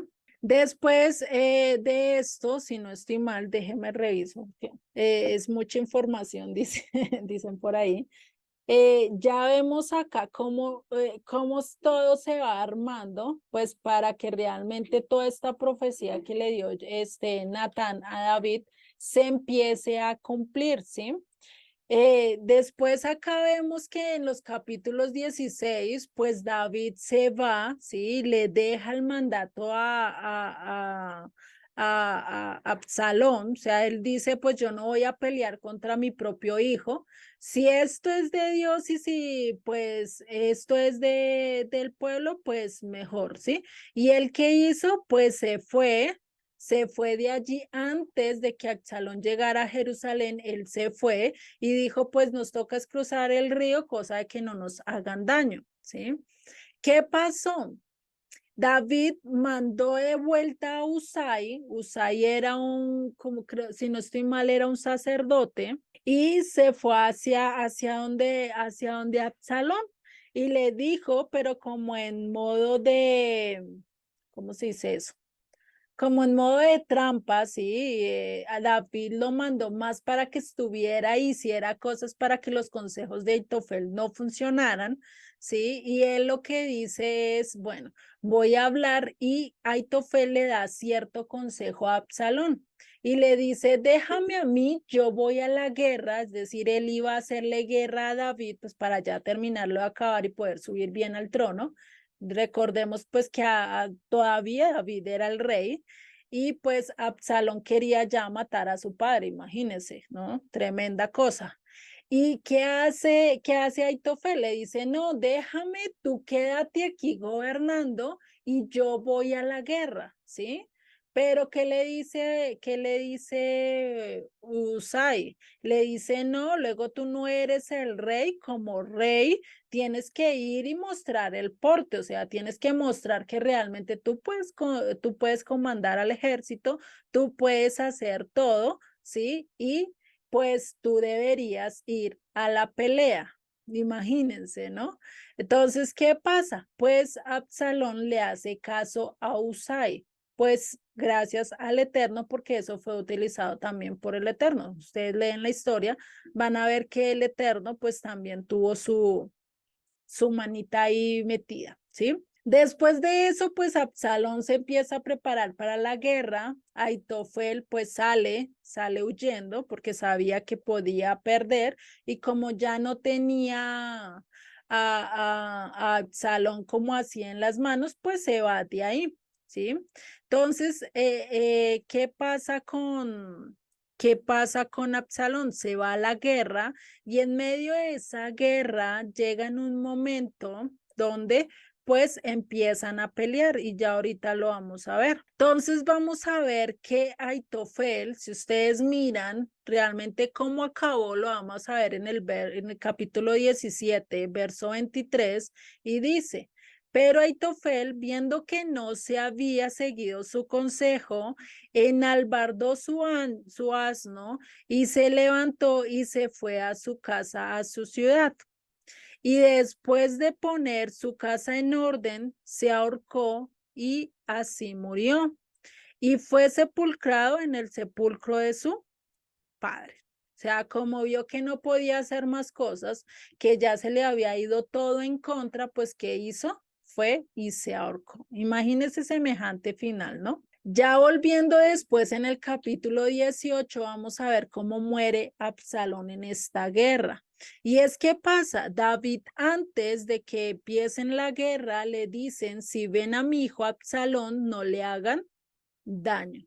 Pero adivinen quién otra vez hace lo contrario de lo que le dijo David, Joab. Joab dice, este merece morir, ¿cómo así que se va a levantar y se va a sublevar contra el rey? Eso no puede ser, por más hijo que sea, no puede ser. Entonces Joab, sí, vamos a ver lo que pasa y lo vemos desde el verso 16 del capítulo 18. Dice, entonces Joab tocó la trompeta y el pueblo se volvió a seguir a Israel, porque Joab detuvo al pueblo. Tomando después a Absalom, le echaron en un gran hoyo en el bosque y levantaron sobre él un montón muy grande de piedras, y todo Israel huyó cada uno a su tienda. Pero que ahí no dice cómo es que muere más adelante. Déjenme en un momento les digo. Ya, en el verso 9, vamos a ver desde el 8 para que lo entendamos muy bien este capítulo 8. Dice, y la batalla se extendió por todo el país y fueron más los que destruyó el bosque aquel día que de los que se destruyó a espada. Es decir, pelearon en medio del bosque y murieron más en medio del bosque, es decir, el bosque, la naturaleza, llegó a acabar más del ejército que lo que hizo la espada, o sea, no murieron tanto a esa espada. Y dice el verso 9, y se encontró Absalón con los siervos de David, e iba Absalón sobre un mulo, y el mulo entró por debajo de las ramas espesas de una gran encina, y se enredó la cabeza en la encina, y Absalón quedó suspendido entre el cielo y la tierra, y el mulo en que iba pasó delante. Es decir, el mulo siguió adelante y Absalón, como tenía una cabellera así larga, parecida a la mía, cogió y quedó enredado entre las ramas. Imagínese, y quedó colgado. ¿Cómo sería esa cabellera tan grande que él tenía, no? Uy. Y dice el verso 10. Viéndolo uno, avisó a Joab diciendo, He aquí he visto a Absalón colgado en una encima. Y Joab respondió al hombre que le daba la nueva, y viéndolo tú, ¿por qué no lo mataste? Luego allí echándole a tierra. Imagínate lo que dijo Absalón después de lo que David les había dicho, no hagan nada. Dice, me hubiera placido darte 10 ciclos de plata y un talibarte. Y el hombre dijo a Joab, aunque me pasaras 1000 ciclos de plata, no extendería yo mi mano contra el hijo del rey. Porque nosotros oímos cuando el rey te mandó a ti y a Abisai y a Itai diciendo, mirad que ninguno toque al joven Absalón. Imagínense, a pesar de lo que le estaba pasando y de lo que estaba haciendo Absalón, aún así David no quería hacer nada contra su hijo, ¿no? No quería tomar represalias. Pero vea lo que responde Absalón. Por otra parte, habría yo hecho traición contra mi vida, pues que al rey nada se le esconde y tú mismo estarás en contra. Y respondió Joab, no malgastaré mi tiempo contigo. Y tomando 3 dados en su mano, los clavó en el corazón de Absalón, quien estaba aún vivo en medio de la encina. Y 10 jóvenes escuderos de Joab rodearon e hirieron a Absalón y lo acabaron de matarle. Entonces Joab tocó la trompeta y el pueblo se volvió a seguir a Israel porque Joab detuvo al pueblo. Entonces imagínense cómo fue la muerte de Absalón, ¿no? Tremenda, murió a espada, como lo dijo Natán, que iba a morir uno a espada, que iba a tener una muerte muy trágica, pues cómo no. Imagínense, muerto por varias personas que lo apuñalaron, y no solo eso, sino los dardos que mandó Joab, pues no fue una muerte muy bonita, ¿no? No fue tan deseable. Imagínense ustedes como padres ver una escena así de sus hijos, pues no es nada agradable, ¿no? Vemos cómo se fue cumpliendo toda esta profecía, ¿sí? Y fuera de eso, pues acá vemos que David pues tampoco quería tomar represalias, o sea, como padre, tampoco quiso poner un castigo a sus hijos, ¿sí? Que hubiera hecho, pues hubiera, de pronto no hubiera traído pues tanta calamidad pues para su propia familia, ¿no? Y ya después de esto, después de la muerte de Absalón, ahí es cuando él se devuelve a Jerusalén, y eso lo vemos en el capítulo 19. Después de eso, vamos a ver que otra persona se quiere levantar contra David, que es Seba, ¿sí? Ya ustedes pueden leer esta historia. Este se quiere levantar contra David, pero no puede. Otro que pierde, otro, pues no era la voluntad de Dios de quitar a David. Al fin y al cabo, pues David estaba cumpliendo con su labor, con lo que Dios le había dado. Esto ya era consecuencias de un pecado anterior que vimos con Betsabé, ¿no? Y vemos cómo se va cumpliendo todo esto, y esto pasó ya casi hasta edad muy adulta de David. Todo esto recurrió bastantes años. Ya en el capítulo 21 vamos a ver ya cómo David estaba anciano, pero aún así iba a peleas, aún así iba a guerra, ¿sí? Ahora sí cumplía lo que le correspondía, ¿sí? Aprendió después de semejante caída, aprendió lo que le tocaba hacer. Y vemos acá que en este capítulo 21 es la última batalla de David en todo su reinado, ¿sí? ¿Por qué? Porque vamos a ver qué pasa. En este capítulo vamos a ver que David era ancianito, se puso a pelear contra gigantes parecido a Goliat, ¿sí? Y casi lo matan, pues ya tan viejito, ya no era tan ágil, ya no se movía muy rápido, ¿cierto? Y estos gigantes, pues de loico jovencitos, llenos de fuerza, pues ¿cómo iba a pelear? Y acá es uno de los soldados que lo salvan, ¿sí? Uno de los soldados, y ahí lo vemos en el verso 17, este capítulo 21, y dice, mas Abisai, hijo de Sarbia, llegó en su ayuda e hirió al filisteo y lo mató. Entonces los hombres de David le juraron diciendo, nunca más de aquí en adelante saldrás con nosotros a la batalla, no sea que apagues la lámpara a Israel. ¿Qué le dijeron? Ahora nosotros vamos a pelear. por ti. Ya tú nos enseñaste todo, ya tú nos diste el ejemplo, ya nos enseñaste cómo pelear. Ahora nuestro turno es defenderte a ti porque tú ya no estás en capacidad de pelear. Imagínate que eso te digan los hombres que están a tu cargo. Genial, ¿no? David se ganó el respeto de su ejército, ¿sí? Y estos, pues estos que le dijeron eso eran los fuertes de David. Sí, aquellos que era cuando David estaba huyendo, cuando estaba siendo perseguido por Saúl, ellos eran lo más inmundo, lo que la gente no quería, los endeudados, los deprimidos, mejor dicho, lo peor de lo peor. Y vemos cómo Dios transforma a lo peor de lo peor y lo transforma para bien, para mejorarlo. Desde que estemos en las manos de Dios, vamos a hacer lo mejor, ¿sí? Y vamos a ser utilizados para lo mejor. Eso pasa en este capítulo 21. Vamos a ver la sección 6, ¿sí? Que son los capítulos 22 al 23, que ya son las alabanzas finales de David. Acá, ¿qué hace David? David acá ya está finalizando su vida, ya son como los últimos cánticos que David está dando al Eterno, sí, está reconociendo que Él es su Señor, que Él es su roca, que Él es su fortaleza, que Él lo sostuvo, que lo llevó a las alturas que Él nunca pensó estar, porque David, imagínese un hombre que cuidaba las ovejas, siendo alguien que defendía las ovejas, ¿quién pensaría que iba a ser rey de Israel? ¿Cierto? Pues es como decir hoy el que anda en la calle mendigando fuera al presidente del país, pues nadie lo sospecharía, ¿cierto? Pero sabemos que para Dios no hay nada imposible. Entonces, en estos cánticos es otra vez ese clímax que tiene David con el Eterno, donde le da gracias, donde le da la misericordia, donde dice que él realmente no se merece nada, ¿cierto?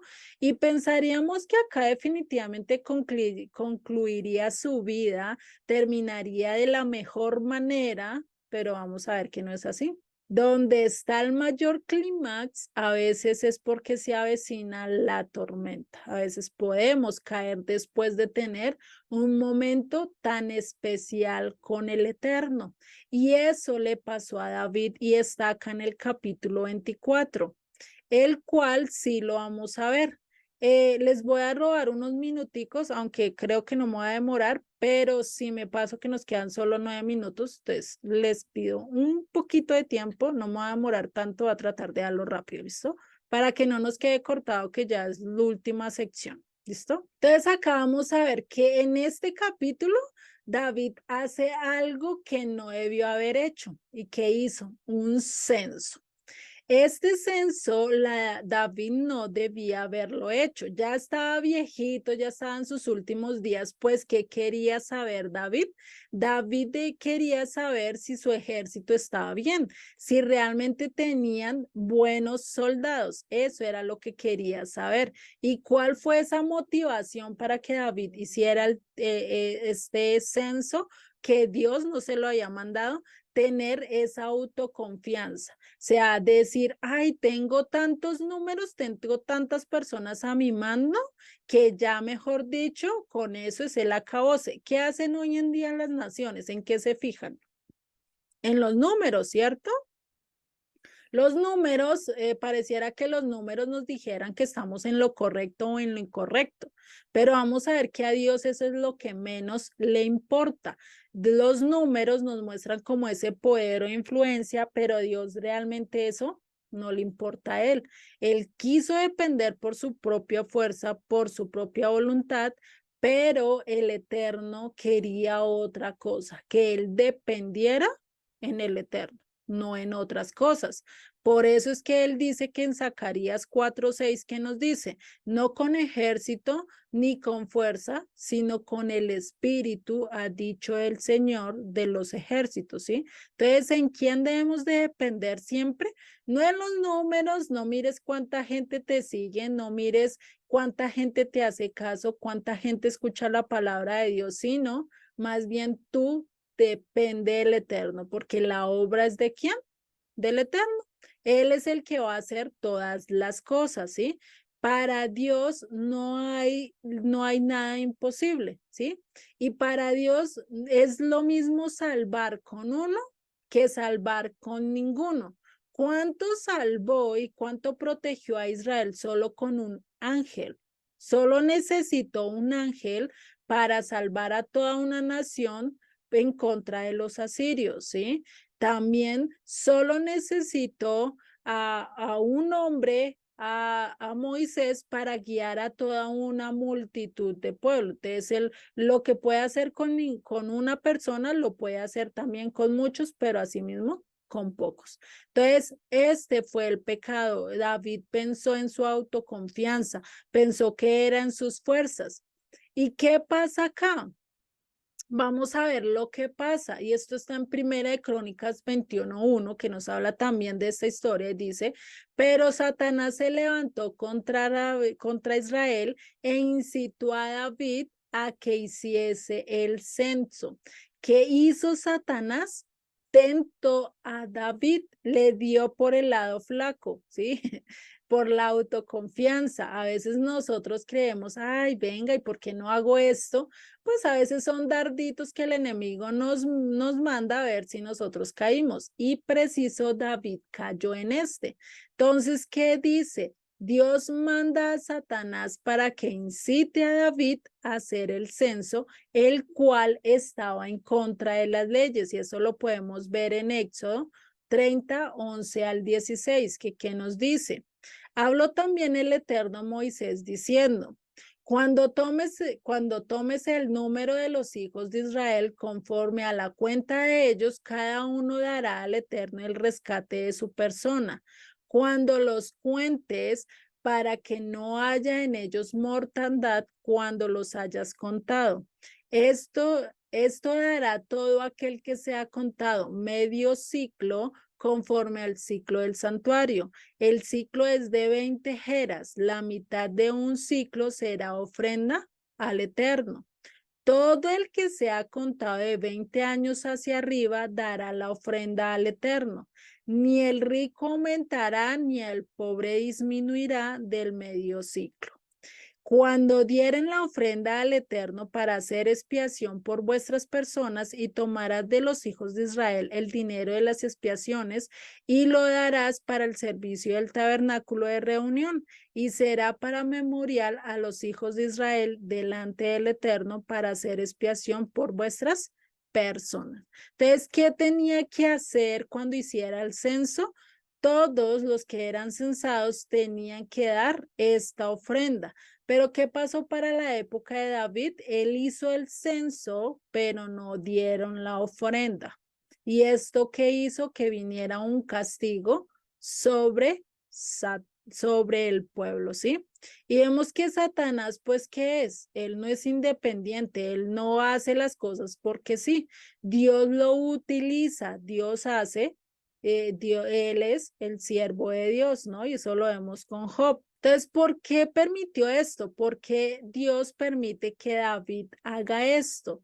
Porque cuando Dios detecta ciertas cosas en nuestras vidas, sí, y él empezó a ver de pronto que en David había autoconfianza, así como en Job cuando lo puso en prueba, que le vio un cierto de orgullo, que dijo: yo soy más justo, llegó a decirlo en un momento: yo soy justo, cuando realmente ninguno es justo, ¿sí? Entonces, ¿qué pasó? David ya estaba lleno de orgullo, lleno de autoconfianza, y pues Dios, ¿qué dice? Vamos a ver si eso es lo que quiere. Y envía y le envía una prueba para que reconozcamos que dependemos de él. Por eso es que hay veces que nos manda ciertas pruebas en ciertas áreas donde tenemos que mirar si vamos a confiar en él o realmente vamos a seguir ese gusanito que nos está empezando a picar por ahí, ¿sí? Entonces, acá que demuestra, y el propósito es que demostrarnos que no es nuestro camino, que no es como nosotros pensamos, sino es como el que Dios quiere, ¿sí? Y Dios los castiga. ¿Qué hace Dios al momento en que él hace este censo? Dios manda una plaga. Dios lo quiere castigar y habla con David y le dice que tiene que escoger estas tres opciones. Imagínense, ustedes saben que va a venir un castigo sobre su familia y le da 3 opciones a escoger. Miren las 3 opciones que le da a escoger. Eso está en el verso 24, capítulo 24, verso 13. Vino pues Gad a David y le hizo saber y le dijo, Gad, ¿quién era? Gad era como un profeta, ¿sí? Ya no estaba Natán, sino ahora era Gad. Dice, y le hizo saber y le dijo, ¿quieres que te vengan 7 años de hambre en tu tierra? Esa es la primera opción. O la segunda, o que huyas 3 meses delante de tus enemigos y ellos te persigan. O la tercera, o que 3 días haya peste en tu tierra. Piensa ahora y mira qué responderé al que me ha enviado. Imagínense esas 3 cosas. ¿Quieres que tenga hambre sobre 7 años? Imagínense eso, hambre 7 años, eso no es cualquier cosa. Que esté huyendo, ya David sabía que era huir, ya David sabía que era estar detrás, que sus enemigos lo persiguieran, ¿sí? Y pues imagínense que haya 3 días de peste, ¿qué decir? La tercera opción la hacía el mismo Dios. Dios los castigaba y los iba a dar una peste durante 3 días. Vamos a ver qué contesta David. Y David escoge la tercera opción. 3 días haya peste en tu tierra, ¿sí? Y en esta opción murieron 70,000 hombres. Imagínense cuánta mortandad hubo por una mala decisión. Y a veces esas son las decisiones que tomamos. Por una simple decisión hay consecuencias muy trágicas en nuestras vidas. Por eso, todo lo que vayas a decidir, ponlo en manos de Dios, no vayas a tomar cosas a la deriva, muy así, sino que Dios sea el que te instruya, ¿sí? Y vamos a ver qué hay más adelante, sigue la historia y dice que David ve un ángel, él salió a caminar y ve un ángel que estaba destruyendo al pueblo e intercede. ¿Y que intercede en el verso 17? Dice, y David dijo al Eterno, cuando vi al ángel que destruía al pueblo, yo pequé, yo hice la maldad. ¿Qué hicieron estas ovejas? ¿A quién se refería con estas ovejas? Al pueblo, a Israel, ¿sí? Y dice, te ruego que tu mano se vuelva contra mí y contra la casa de mi padre. Es decir, ya no toques más las ovejas, que sea yo fui el culpable, dámela el castigo a mí, ¿sí? Imagínense, ¿no? Entonces, esa es la intercesión que Dios hace, que David hace ahí, y Dios detiene el castigo, ¿sí? Y David, pues, ¿qué dice? Pues Dios perdonó, pude hablar con el Eterno acá, pues, ¿qué dice? Voy a comprar este terreno, ¿sí?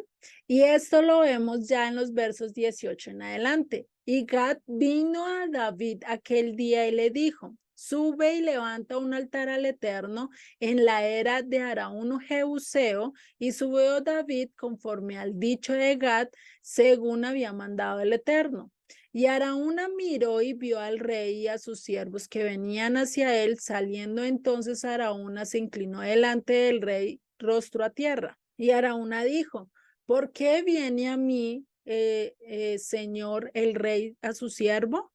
Y David respondió, para comprar a ti la era y a fin de edificar un altar al Eterno para que cese la mortandad del pueblo. Es decir, él tenía que comprar ese terreno, hacer ese sacrificio con tal de que ya no muriera más gente. Y sigue el verso 22. Y Araúna dijo a David, tome y ofrezca a mi señor el rey lo que bien le parezca.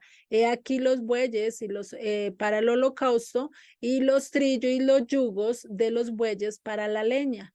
Todo esto, oh rey, Araúna lo da al rey. Luego dijo Araúna al rey, el Eterno tu Dios sea propicio. Pues, ¿quién no diría esto al rey, no? Cada uno de nosotros, pues, viene el presidente y le dice, yo quiero su casa, pues uno ni cómo pelear, ¿cierto? Tómela, rey. Es lo mismo que estaba haciendo Araúna. Y dice en el verso 24, y el rey dijo a Araúna, es decir, David dijo a Araúna, No, sino por precio te lo compraré, porque no ofreceré al Eterno mi Dios holocaustos que no me cuesten nada. Entonces David compró la era de los bueyes, compró la era y los bueyes por 50 siclos de plata. Y edificó allí David un altar al Eterno y sacrificó holocaustos y ofrendas de paz, y el Eterno oyó las súplicas de la tierra y cesó la plaga en Israel. Imagínense, ¿qué es sacrificar holocaustos? Holocaustos es cuando se da una ofrenda totalmente al Eterno, es decir, donde se quemaba totalmente el animal, se degollaba, se le sacaba la sangre y después se quemaba totalmente el animal. ¿Eso qué quiere decir? Me consagro totalmente a ti. Esta era una ofrenda voluntaria, no era una ofrenda obligatoria. Recordemos que eso lo vimos en Levítico, ¿no? Entonces, eso es lo que le estaba queriendo decir David. Ahora todo es tuyo. Ahora todo esto, mi vida, todo lo que soy yo, es tuyo. Yo me estoy quemando como este animal en tu presencia. Hagan de cuenta algo así. La ofrenda de paz era totalmente diferente. También el animal se degollaba, se le sacaba la sangre y lo que se hacía es que se partía en 3 partes, ¿sí? Una se quemaba y se daba para el Eterno, que se quemaba en el altar, la otra se le daba a los sacerdotes y la última parte era para el que ofrecía el sacrificio, es decir, para David. ¿Eso qué quiere decir? Que voy a tener una comida con el Eterno, voy a estar en comunión con el Eterno. Es decir, después de hacer todo esto que hice, ahora voy a recuperar mi comunión contigo. Ya no voy a hacer algo que tú no quieras, ¿sí? A eso fue lo que significa. Y por eso es que el holocausto, cuando subía a las alturas, pues es el decir, yo vivo para ti, yo decido vivir para ti, ¿sí?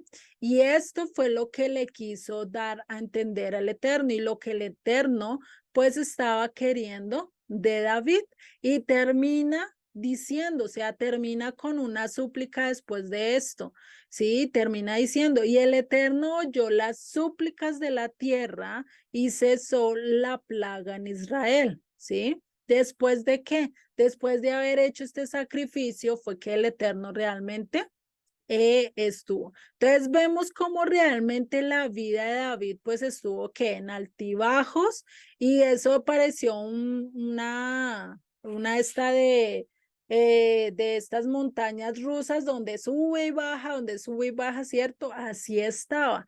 Pero él nunca, a pesar de todo, siempre mostró esa actitud de humildad, esa actitud de reverencia, de arrepentimiento, ¿sí? Y por eso Dios siempre le dio gracia y le dio misericordia, gracias a ese corazón que realmente andaba conforme al del Eterno. Y eso es algo que nosotros debemos de entender. Una vez que recibes, que has gustado del deleite del amor, de que Dios nos perdona, de que Dios nos da tu misericordia, pues ahí es cuando más vamos a estar donde Él. ¿Por qué le amamos nosotros? ¿Por qué nosotros le servimos a Él? Pues simple y llanamente porque Él nos amó primero, porque Él nos perdonó, porque Él dio todo para seguirlo a Él, ¿sí? Entonces, Él es el que nos amó primero. Eso sería todo el libro. Vamos a ver el texto a memorizar, que es segunda de Samuel 24:24, ¿sí? ¿Qué dijo David a Araúna? No, sino por precio te lo compraré, porque no ofreceré al Eterno mi Dios holocaustos que no cuesten nada. Entonces David compró la era y los bueyes por 50 siclos de plata. Este mismo terreno es donde se edificó el primer y segundo templo, ¿sí? Y es este mismo capítulo 24 es donde se basa hoy en día el pueblo judío para decir que ese lugar les pertenece y que no lo van a entregar por nada del mundo. Y pues también es una de las razones por el conflicto que estamos hoy con Israel y Palestina, ¿no? Entonces, si vemos ahí ya podemos ir entendiendo mayor cosas, igual esto lo vimos ya al comienzo, ¿no? Al comienzo del estudio. Me encanta que quede todo claro porque es importante entender estos libros y vamos a entrar ya a los libros más buenos. Tienen muchas más historias de las cuales aprender, de las cuales si no entendemos, pues no vamos a entender los profetas. Entonces es fundamental estos libros de Reyes y de Crónicas. Sí, sí les puedo decir que sí, que no traten de no perderse estos libros estos libros que siguen porque son muy importantes para entender la historia de Israel, para entender parte de lo que está pasando, pues, o lo que estábamos viviendo hoy en día, de por qué nosotros sí podemos entrar al pacto, de por qué todo esto, ¿sí? Entonces, esto es algo que podemos ver, ¿listo? Y sí, realmente estos libros, no sé, a mí me apasionan mucho estos libros que cuentan la historia de Israel porque se entiende mucho más qué es y qué es las palabras de Jesucristo y qué es lo que ellos querían mostrarnos. La podemos entender ahorita así ya una perspectiva mucho mayor, ¿no?